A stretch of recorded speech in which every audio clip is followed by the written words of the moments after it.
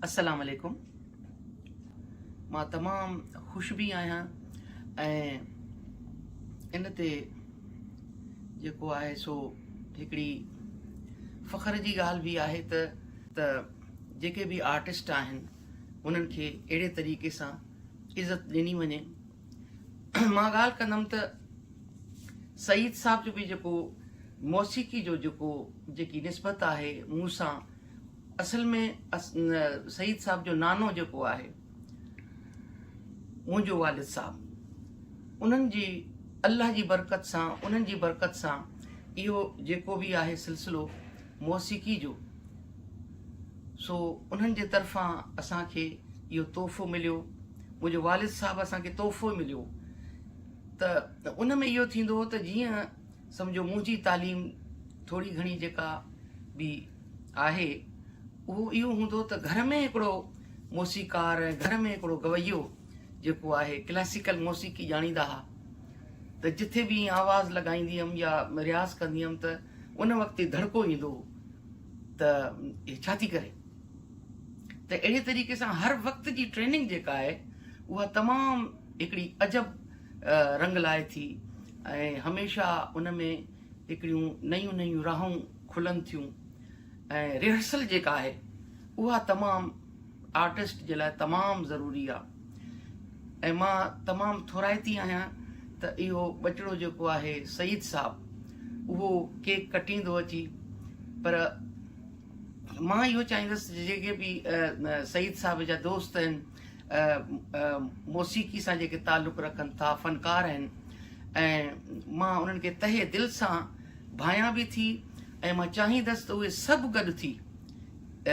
हिन मौक़े ते शमूलियत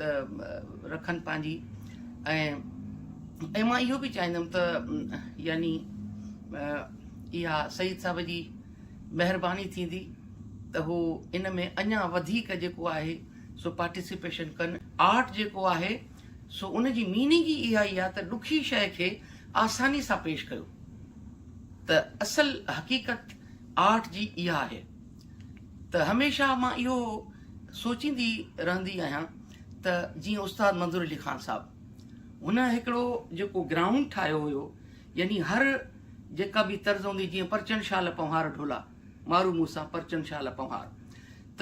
उहो राग आसा में, त यानी हुन आसा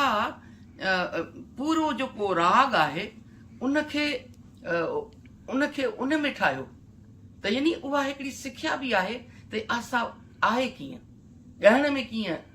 हासिल कजे आसा राग खे, ऐं उनजा आलाप छा आहिनि। त मां सम्झंदमि त जेकॾहिं चार महीने खां पोइ वरी इन्हनि आर्टिस्टनि खे, जीअं सोहराब फ़कीर साहब आहे, उन्हनि जूं हिकिड़ी रिकॉर्डिंग्स आहिनि उहे हलायूं वञनि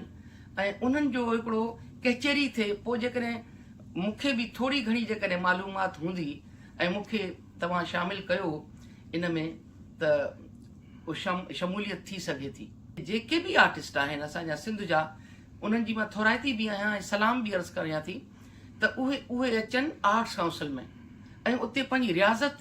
ऐं उते पंहिंजी हिकिड़ी जेका आहे इहा मशल जेका आहे मौसीक़ी जी, सिंधी मौसीक़ी जी, दरगाही मौसीक़ी जी, हुनखे उहो उते ॻाइनि ऐं उन्हनि जी रिहर्सल कनि ज़बरदस्त तरीक़े सां, त तमामु घणो हिकिड़ो माण्हुनि खे इहो हासिलु थींदो। छो जो असांजी जॾहिं रिकॉर्डिंग थींदी आहे त तव्हां बिलीव कयो त यानी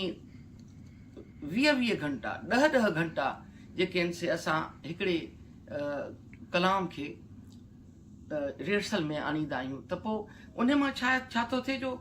नयूं नयूं राहूं खुलनि थियूं रिहर्सल में। त उन में इहो थींदो त म्यूज़िशियन बि जेके आहिनि से उते अचनि ऐं उन्हनि खे दावत ॾिनी वञे त ॾाढो इहो एॾी सुठी गॾिजाणी थींदी जो उस्ताद मंज़ूर अली ख़ान साहब तमामु घणो कमु कयो आहे ऐं उन्हनि जा ॾोहिड़ा तव्हां ॿुधो केॾे वज़न सां उन्हनि छॾिया आहिनि ऐं खणनि कहिड़े वज़न सां था। त इहो मां अर्ज़ु करणु चाहींदुसि त थोरो इन्हनि वॾनि माण्हुनि खे तव्हां ॿुधो बि, जिन में सिर्फ़ु आर्टिस्ट हुजनि ऐं सईद बाबा उन में तमामु उनजो ज़रूरी उते हुअणु तमामु ज़रूरी हुजे। कई आर्टिस्ट मुंहिंजा नाला अचनि था, पर हाणे छो जो वरी हुन में यूट्यूब ते या हिन ते थोरो टाइम घटि हूंदो आहे, पर मां घणो कुझु ॻाल्हाइणु चाहियां थी। इनशाअल्लाह पोइ वरी बि गॾिजाणी थींदी रहंदी इनशाअल्लाह। ऐं पर मां तमामु घणी थोराइती आहियां तव्हांजी, जो तव्हां इहो मौक़े ते मुंहिंजो केक कटे रहिया आहियो, ऐं इनशाअल्लाह मां कोशिशि कंदुमि त उन मौक़े ते बि तव्हां सां गॾु हुजां। त पोइ बसि अल्लाह साईं सईद बाबा खे हमेशह ख़ुशि रखे, ऐं हमेशह बसि चाको चौबंद हुजे, ऐं इन ई मौसीक़ी सां हुनजी निस्बत हमेशह, छो जो अधी वॾी जेका असांजी हूंदी, जेका मदर हुई पंहिंजो सईद साहब जी, उहा हमेशह चवंदी त हिनखे ख़ाला जी गेले वई आहे मौसीक़ी जी तरफ़, ऐं नानो गेले वियो आहे। त पोइ उहा बरकत जेका आहे असां चाहियूं था